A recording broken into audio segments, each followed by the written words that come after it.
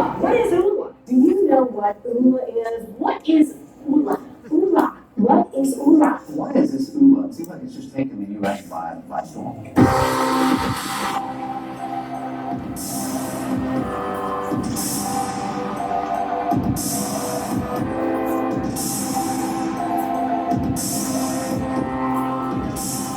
We want to change the world with one word. It actually comes from the word Oola. When you find that sweet spot of like, life is good, my finances are good, my relationships are good, my money's good. Oola is a state of awesomeness when your life is balanced. And that's that point in life that we're all striving for. Oola is finding that greatness inside you by finding balance and growth in these 7 areas. We couldn't think of a better way to explain how you feel when the key areas of life, like fitness, finance, family, field, which is your career, faith, friends, and fun. Why don't we buy an icon of freedom? And that's a 70 surf bus. We're going to all 50 states, just one bus, 2 guys, collecting 1 million rings.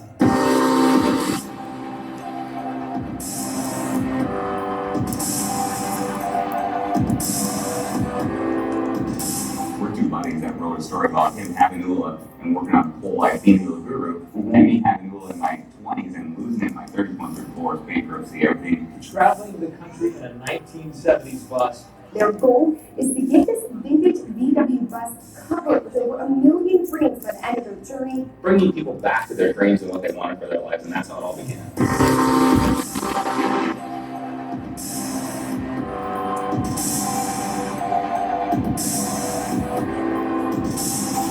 When you hand someone a Sharpie and a sticker, so many times they just look at it and they don't have any idea what to write down for their lives. 7 layers thick already of handwritten dreams, and when you look at that, you have hope for the world. Once you peel 1 layer deep, Yeah. men and women, they come up to the Oola bus.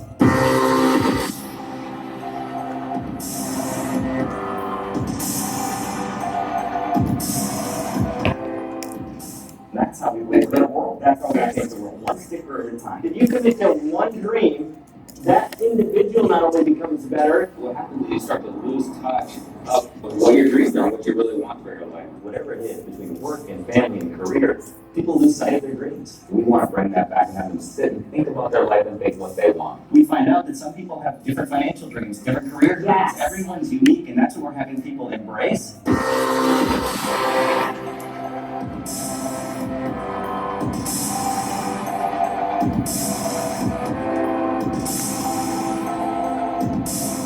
Never lose sight of the dreams you have, and every day take small action steps toward them.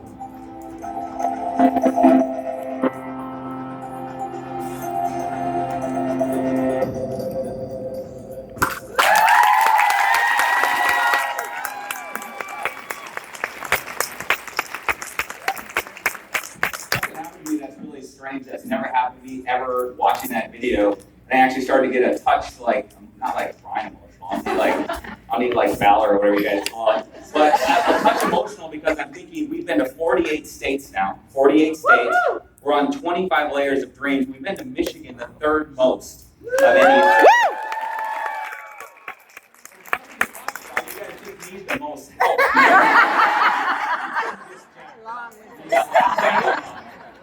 In Michigan. But Holly said something when she first came up here that was very interesting, because she said she started to learn about Oola by seeing this hashtag Oola, and posts, and people posting stuff and hashtagging the word Oola. And that's how she started to see this. And that reminds me of something that we see every day. And now we do get to see, I put my marriage back together, hashtag Oola. And we do get to see I've lost 50 pounds or 100 pounds, hashtag Oola. Or I quit this job I hated, or I got out of an abusive marriage, hashtag Oola. We also see very weird things on social media about hashtag Oola. Like, I celebrated my pet's birthday, hashtag Oola. A little strange, but cool. It's Michigan. You guys don't get it. You're like, completely normal. And the women might get this, like shaving your legs and then getting into a bed with clean sheets, hashtag Oola. Does that make sense?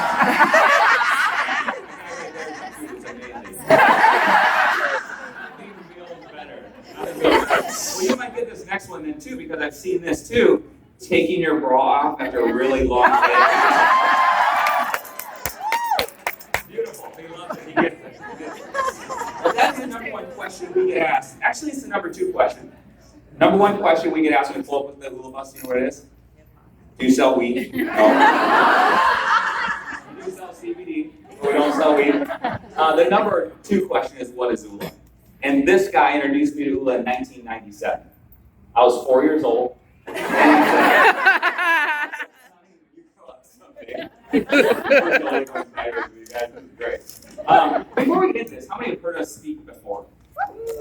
So maybe 20% of the crowd. So we have one slide because we want to bring you the most value.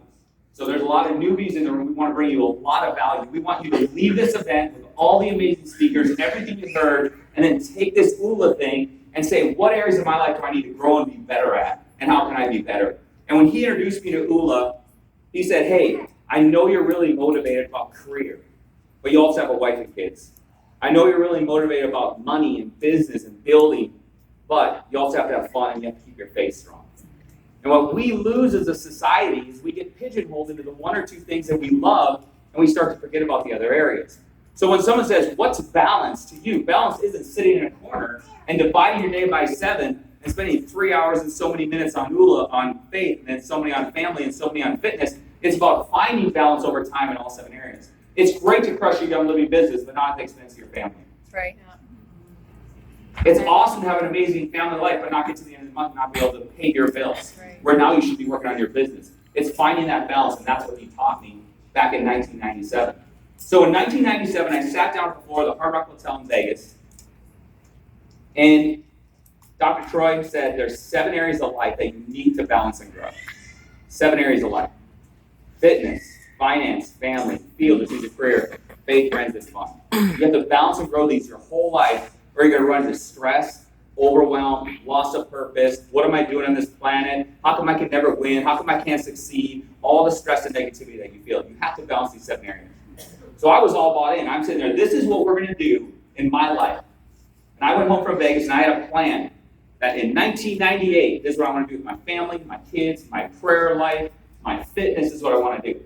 And I followed that plan. 1998, wrote a plan, followed it. Started to find success in all 7 areas. In 1998, wrote a plan for 1999, followed it, started to find success in all 7 areas. 1999, wrote a plan for 2000, now is really finding success, like the cool house. We're on our 5th child. In 19, we're having a lot. North Dakota gets cold. I live in North Dakota. It's going to stay warm in the winter. It's 9 months after every storm, we had a baby. And everything was going well in my life. Dr. Troy moved overseas, we quit talking about Oola. And I'm like, I already have everything I want in my life. My life is so amazing. And I started to drift. And where I found myself in 2009, I found myself going through a divorce, losing my house, cars being repossessed, no business, no faith, no health, twitching my eye for a year from all the stress. That's where I found myself in 2009. And I reached out to Dr. Troy, my most successful friend who taught me Oola. And he's the Oola guru for a reason, because in 2009, he was 40, fully retired, married, 4 children, 1 adopted from Thailand, houses around the world, driving cool cars, taking care, married 20-some years, taking care of his family, and I was completely opposite of that. And I said, you have to help me get my life back on track. You don't understand what it's like to tuck in your kids, leave the house at night, go live in a motel, and they don't even know their parents are going through a divorce. Get up in the morning, get in your mom's beat-up old Taurus, that's about a $1,500 Taurus, and wish you could drive to a job, but you don't have one. And pretend in front of your kids that everything's going to be okay. And he said to me, dude, you need to get back to Oola. And I said, I know, I don't even know where to start, because this is where I am, this is what I'm going through, and this is what's it. And he said, 2 most important things that I want you guys to write down, commit to memory, commit to heart. He said, you're designed by God for greatness and a purpose. Period. Everyone in this room, I want you to understand right now in your heart, not your head, you're designed by God for greatness and a purpose. You have amazingness inside of you, and everything that your mom or your dad or your teachers or your preachers or your upline downlines ever told you that's negative and not what you really know you are on the inside is all crap. Second, he said, who you are is just who you are. Sorry, he said, where you are is just where you are, it's not who you are. Where you are is just where you are, so here. I was identifying myself with where I was in that moment. I was a loser. I lost everything. Oh my gosh, this is my life. This is who I am. He goes, no, it's not. It's where you are. If you are struggling in any of these areas, your marriage, financially, health, faith, fun, where you are is just where you are. It's not who you are. You're designed by God's greatness and a purpose. If you are crushing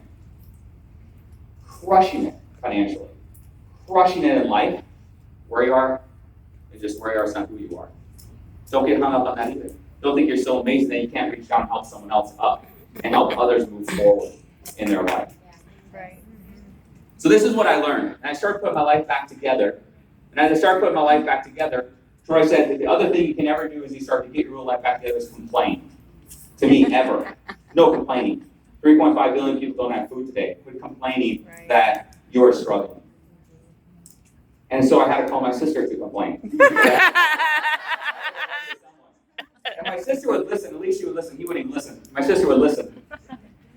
And she would say to me something very important. After every conversation, when I complained about where I lived and what I drove and how much money I didn't have, she would say, be grateful and have faith. And I got the faith part of that, but I definitely didn't get the gratitude part of that. Because you can all argue, man, if life is tough, you definitely don't have to be grateful for it. Why would you ever be grateful for a divorce? Why would you ever be grateful for losing your money? Why would you ever be grateful for all of that stuff?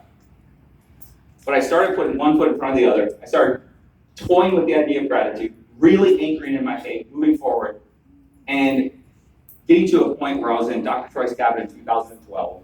Life was getting better, and he said, hey, you know when I told you you're going to follow Oola and put your life back together, and you told me, you made a promise that someday when this works, you're going to write a book about it and tell the world about it? He said, let's do that. And then I said, I'm not ready. I mean, my life is getting better, but I'm not where I need to be. And he goes, no, we're at his cabin in northern Minnesota. He goes, let's just write out a book and see how it goes. And the first thing on that book started with a definition of what is Oola and where to go from there. And the next 3 days, we had a complete blast, just writing out this book, telling our stories about these 7 areas of life: fitness, finance, family, field, faith, friends, and fun. These things everyone is going to run into, called blockers, and these things you have to embrace, called accelerators. So as the book came out, we were getting asked questions all the time, like, what is Oola? By the way, we speak all over. We speak in schools, other corporations, churches. This is the only event we've ever been to where people cheer about parsley.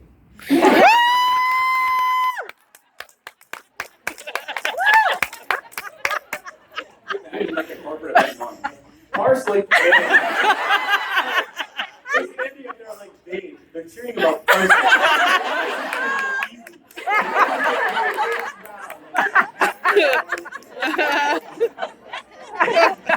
So you know what else is Oola? It's free stuff. You guys like free stuff?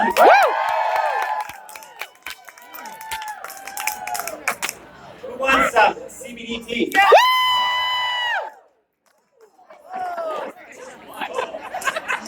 What about the CBD Grizzly? Who wants a diffuser necklace? This is Dave's favorite tea. This is a Every morning, first thing in your body, cleanse AM. cleanse tea. I'm out.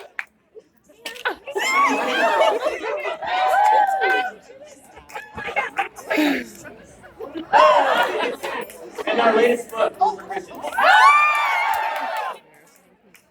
So as We don't sell cars. as it was becoming a thing, and we're asked on media and other places to explain really quickly what Oola is, rather than a narrative, I thought I'd try to show you. So I'm going to attend something here. Hey, nice banner.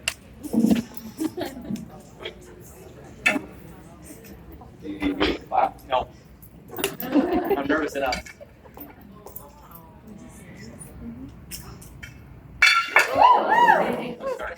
No.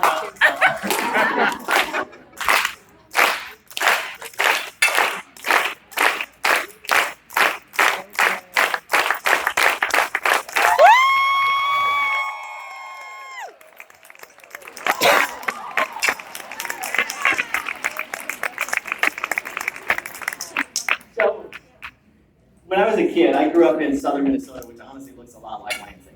Yeah. It does. It's like farmland and some lakes and green. And I remember I must have been in maybe 3rd grade, and my dad took me to a county fair.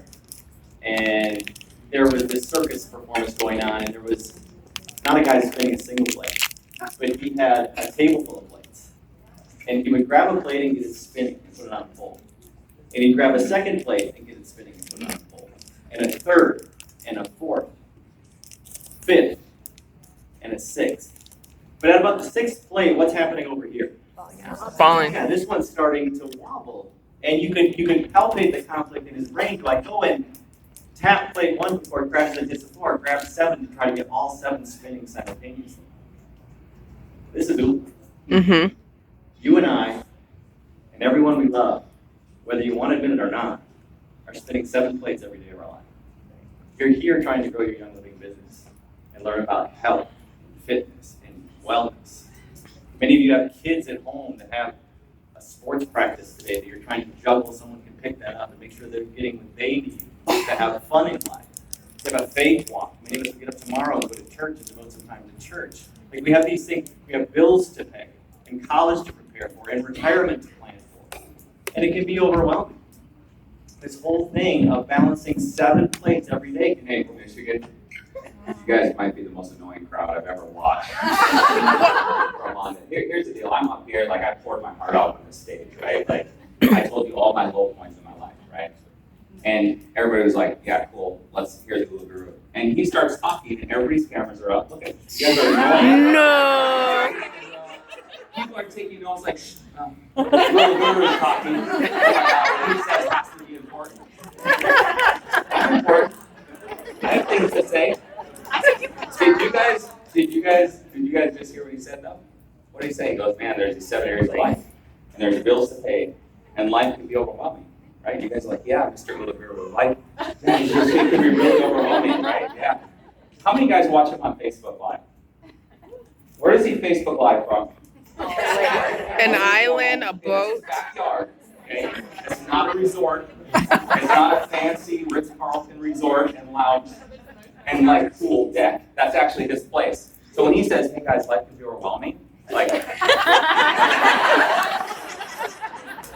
does it really, really good.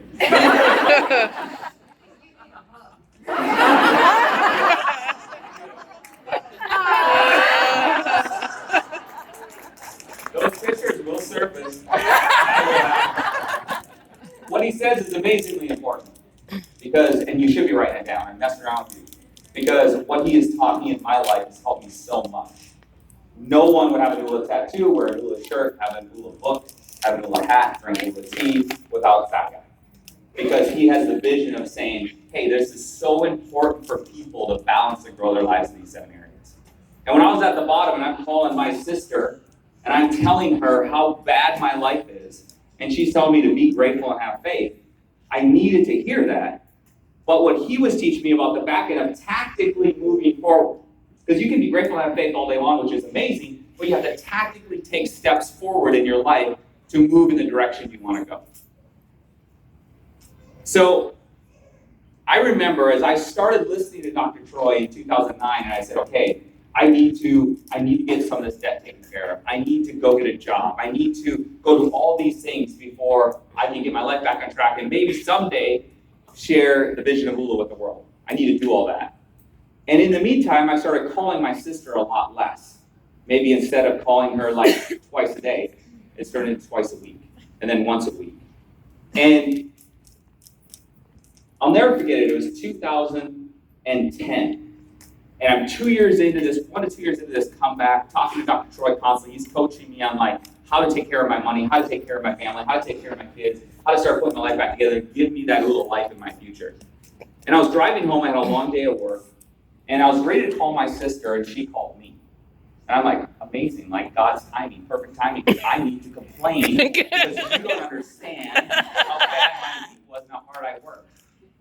And I answered the phone, and there was silence. And I thought it didn't connect. So I looked down and said, Danette, my sister, Danette, connected. I put it back up and I listened, and what I heard in the background was her gasping as she's crying. Not crying like something bad happened, like crying like she couldn't get her air if something really bad happened. And I pulled over my car and I said, I love you. I'm here for you. Just tell me what it is. And a minute earlier, I was going to just unload how bad my week was. And once she got her breath back, she said, Jared has cancer. And Jared is her 16-year-old son, 6'2", shredded, a lot like me. And she goes, Jared has cancer. And I'm like, what is going on? She goes, you know that back pain he's had for a couple weeks? We just got the MRI results and he has cancer. And she goes, he has a 5% chance of survivability because it's all eaten into his pelvis already. So at the end of this conversation with her where she was crying, I told her something that I regretted so much in the moment I could hardly handle it.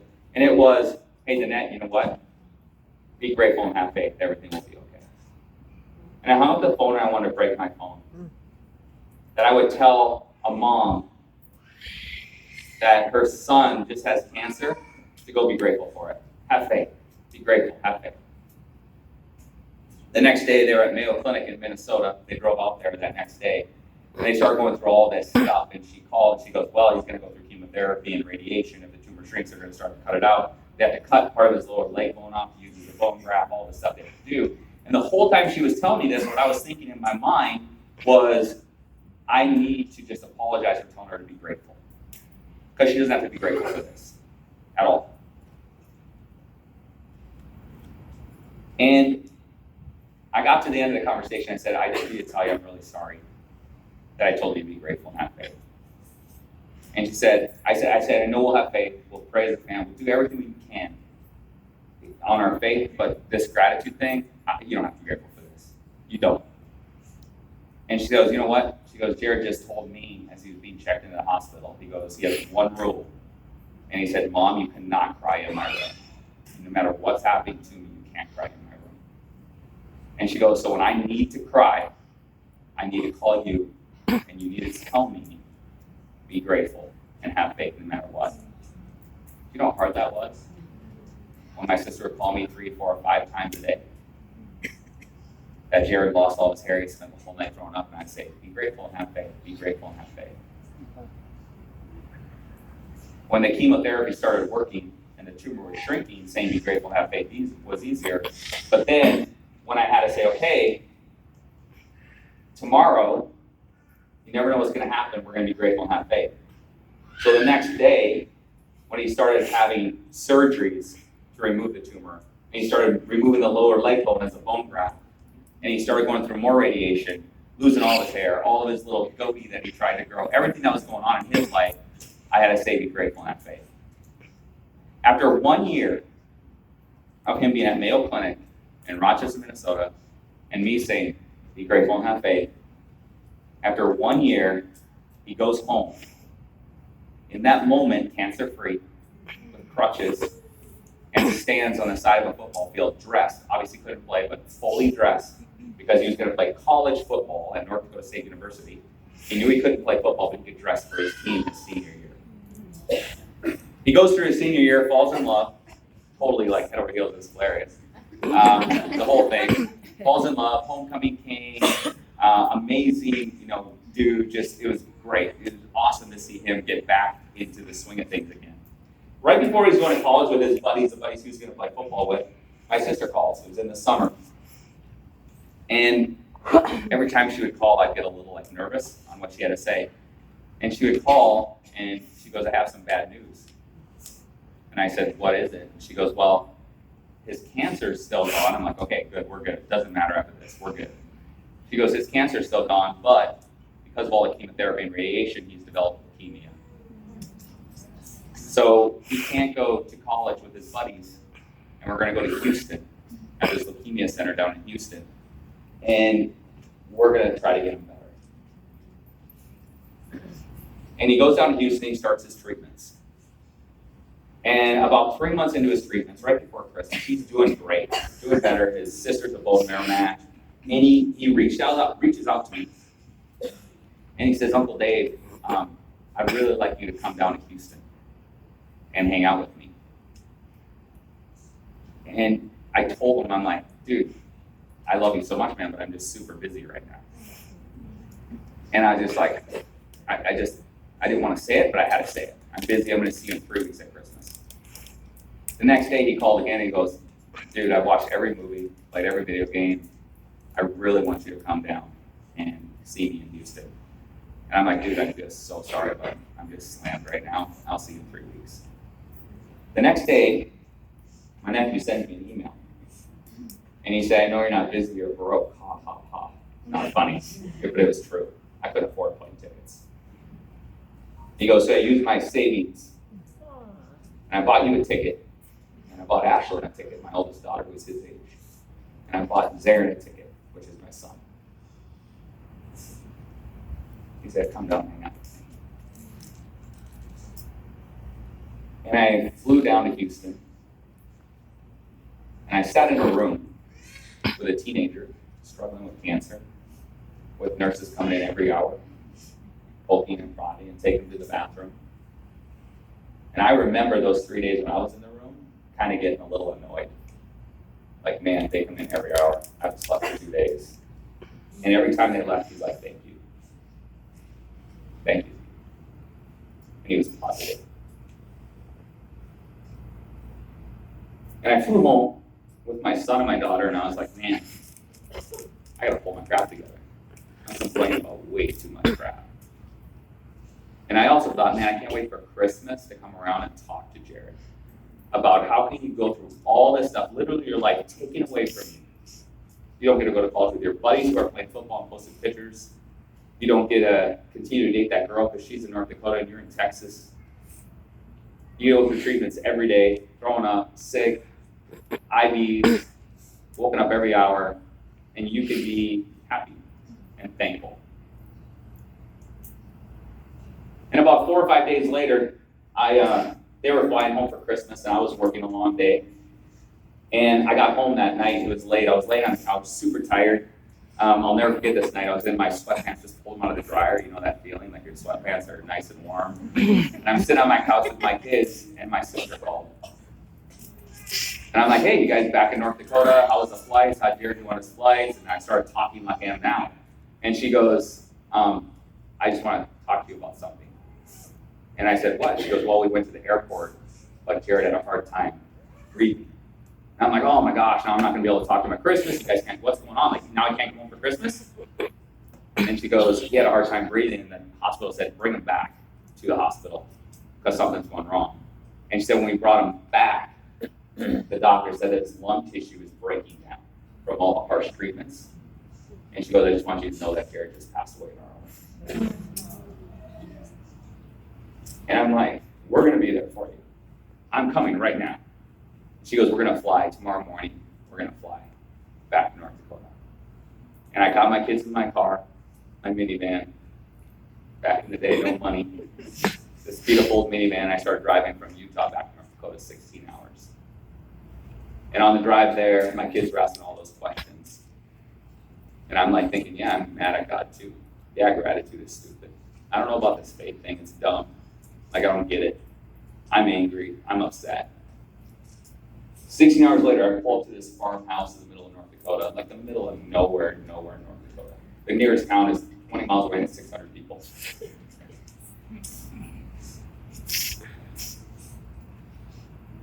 And I walked into this farmhouse and I saw my mom and dad, these little short German immigrant people that don't cry, ever cry. And I saw my sister a mess. She just lost her son. All of her other kids just lost their brother. And then I saw Rod, my sister's husband, who's this big German guy, who's amazing. Just lost his boy. And I'm like, man, this gratitude thing is just ridiculous. Like, how could I tell her that?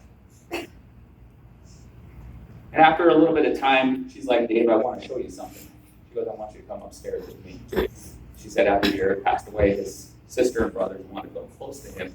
So they went up to his room, looking at his old trophies and, his room. And she goes, they found this letter and I want you to read it. And I sat down on his bed and I started reading this letter. And I'm like, he is going to be so upset. He wrote this letter when he found out he had cancer for a second time. He couldn't go to college. He had to go to Houston, leave his girlfriend, leave his friends, everything. I started reading this letter and I got to the middle of the page. And he said, I'm grateful that God chose me for cancer, not my mom did. I'm grateful that God chose me for cancer, not my sister or brothers. I'm grateful that God chose me for cancer, not my cousins, which are my kids. I'm grateful that God chose me for cancer, not my friends. And then he said, I'm grateful that God chose me for cancer, so I can teach others how to be strong. And in that moment, in that little farmhouse in the middle of nowhere in North Dakota, I understood a very powerful word called gratitude. It is so easy to complain. This person, that person, this traffic, that weather, all the mosquitoes in Michigan. But I want you, this is what I want. This is my role in your lives today. I want you to start being grateful for everything. Everything. Everything that's happening right now. Everything that's happening in your past. I don't care what it is, I want you to start being grateful for it. No more complaining. Own it, take it, learn from it. How does it make you better? How can you start to grow and start working on that? And when you think of complaining, or you think of talking negative in any way, shape, or form, I want you to think of Gary. I want you to think of a kid who literally had everything taken away, that can find gratitude in a moment of losing his life, and pull that into your own life. When you're going through this thing about this Oola and balancing your life and stepping into your life, working on your Oola life, which I hope you all pursue with the utmost passion because you are exactly that for greatness and purpose. I want you to take gratitude as like one of the greatest Oola accelerators and tuck it in your pocket, in your purse, and pull it out every time you need it. We don't know where you are as you sit here today. It's the best. But the one thing we do know in driving this bus state to state and meeting people, looking them in the eyes and getting to know their dreams, is you're capable of more. You're capable of more. And we have a big dream.